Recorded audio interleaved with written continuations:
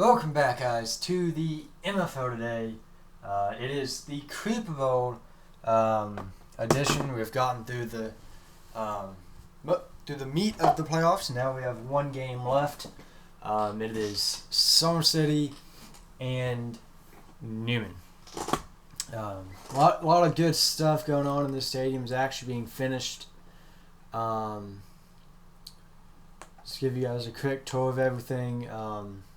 Seats are in. Stadium actually has some entrances, and we're finally starting to fill out some of the concourses and stuff.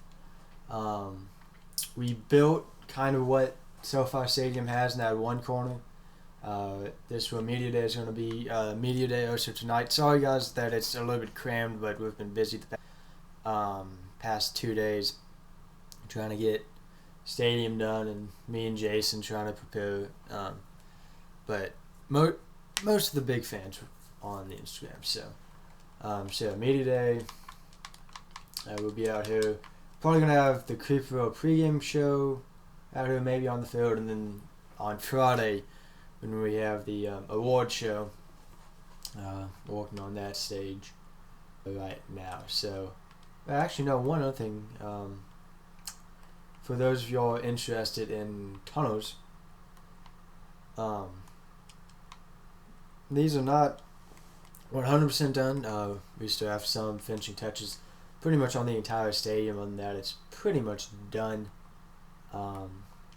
This is one tunnel. This is going to be Newman's tunnel for the Creeper Bowl, and then also for the Long Beach Rams whenever they play their home games. And then if we come all the way out to the other side, then we just have the exact same thing, but this is for Summer City in this game and the Long Beach Raiders when they play home games. Long Beach comes in there, and then Summer City will come down this hallway and be connected to the locker room. So if we go through playoffs,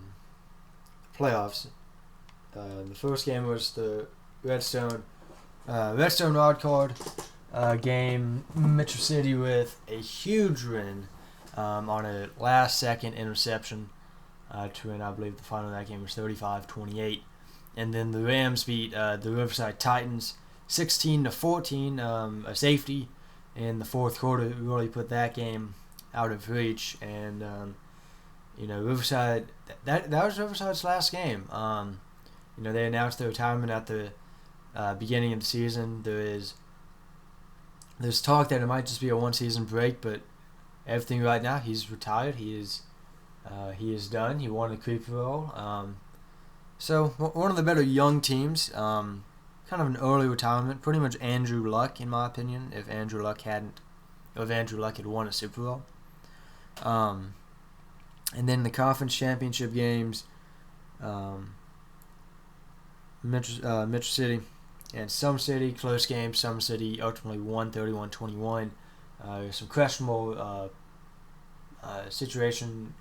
some questionable decisions by Metro City late in that game that probably ultimately cost them. And then Newman took care of business with a 59-26 win over the Long Beach Rams. And that's how we got here. Newman and Summer City, second time ever they met in Creeper Bowl 16. Newman won that 49-31. That game was actually in Newman. And this is actually the third straight season we're actually getting a neutral site Creeper Bowl. It is kind of uneven.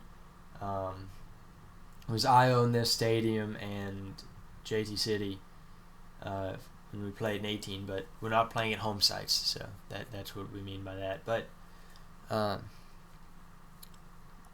I think I do typically perform worse at neutral sites because I don't just play at the stadium. But if we compare the two teams, they're the two best passing teams in the league. Newman,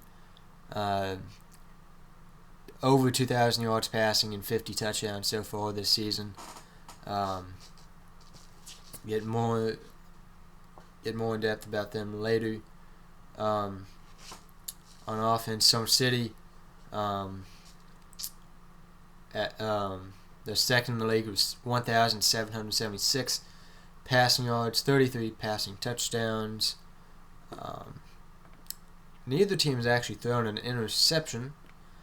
Summer City scored 264 points, which comes out to averaging 29 a game, and they only allow 17 a game. Summer City, arguably the best defense so far, but will that come show for the awards? Since we voted on awards based on regular season results. But first, if we compare the two defenses, they're actually the two best run defenses. Newman giving up 47.8 yards a game, Summer City 51.8. Both teams really good against the run, but it really falls apart in the pass game. Newman is last in the league, giving up over 186 yards per game passing.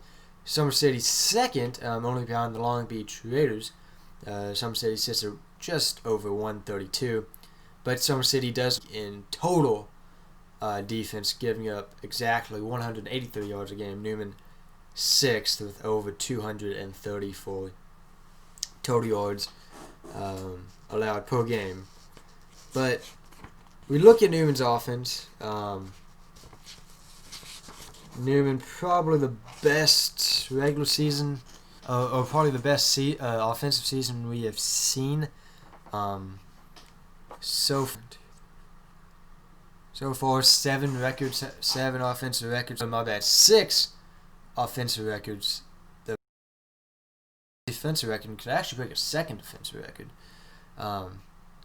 But single season record for completions with 158. That's 30 more. Single season record for passing yards with 2,579. The previous record was Newman in season 14. That's 300 more than what it was. 59 passing touchdowns right now. That's 2 more than the record. 62 total touchdowns. That is 1 more than the record. 467 points scored so far. I think that's about 20 more than the record. They've broken the record for defensive sacks with 8. They're tied for interceptions with 8. They also hold that record. So if they get 1 more, they'll have 9 interceptions on the season. Now again, they had like 6. Yeah, it's like 5 or 6 against JT City. So not sure how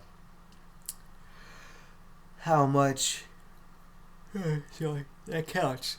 And then they've broken the record for total yards with 2,812 total yards. That beats Creeperton's record from season 14 by just about 100 yards in total offense. So Newman is pretty much shattered every offensive record.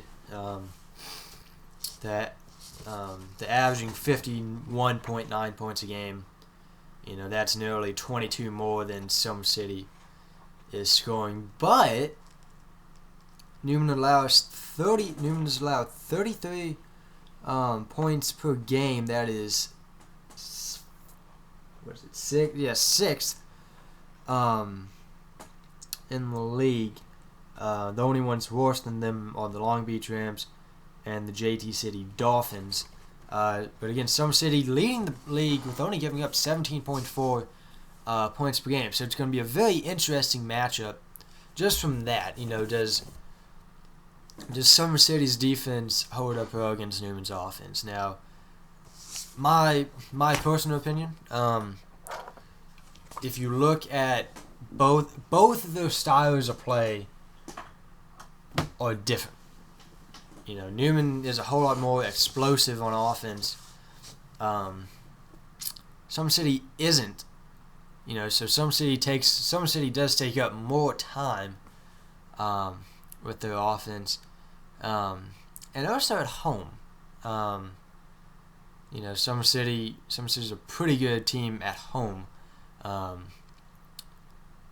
they did have a lot of games early on where both teams really want offensive. The 2 games against Long Beach early in the season, the last 2 games against Metro City, games where offenses didn't really stick out, but Summer City's defense was able to make plays when they needed to. So, Summer City can make plays when they need to. Newman can make offensive plays when they need to. Newman's defense is pretty bad.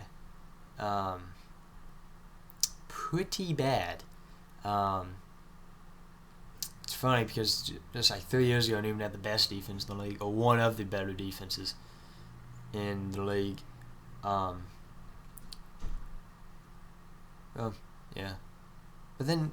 Newman's defense is, if you look at it as a whole, it's awful, but they have the best running defense in the league. So if you want to beat Newman, you have to pass the ball, and Summer City, you're really good at passing the ball. But I think the number that's going to affect this game the most, Newman is completing 73.1% of their passes.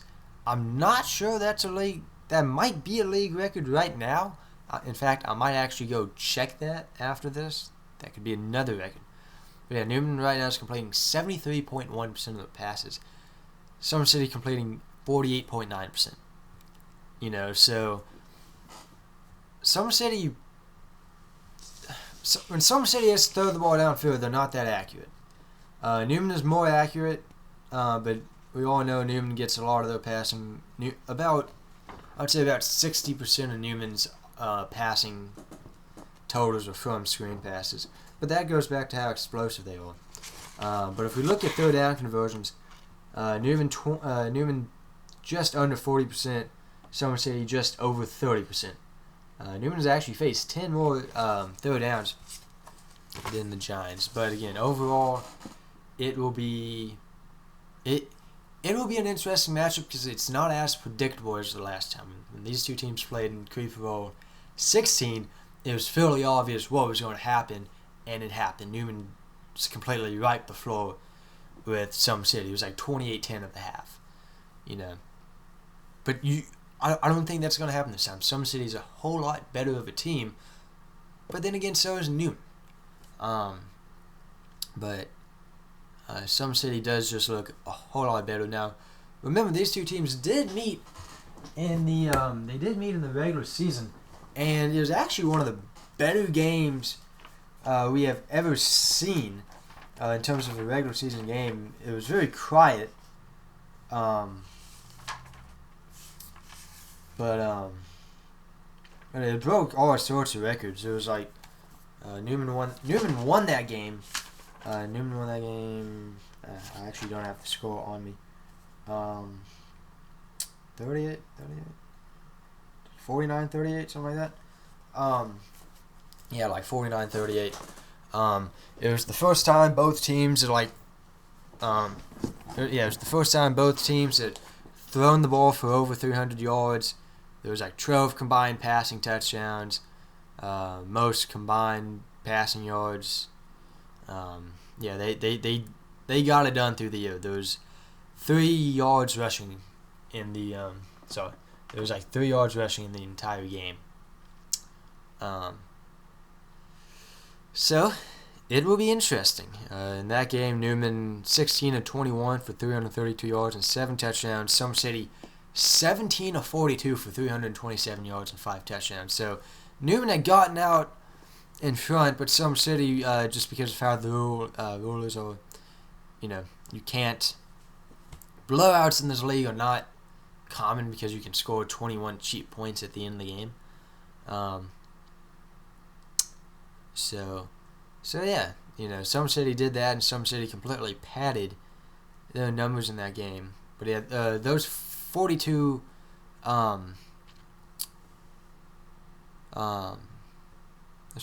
pass attempts were a single game record. Oh yes, no, another record Newman broke: most 300-yard passing performances in the season. I think it was 4. I think Newman had.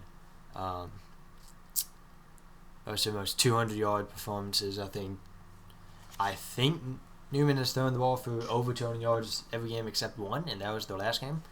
Where they actually ran the ball a little bit more, but I don't know. We will see. So yeah, guys. Again, it should be a good one.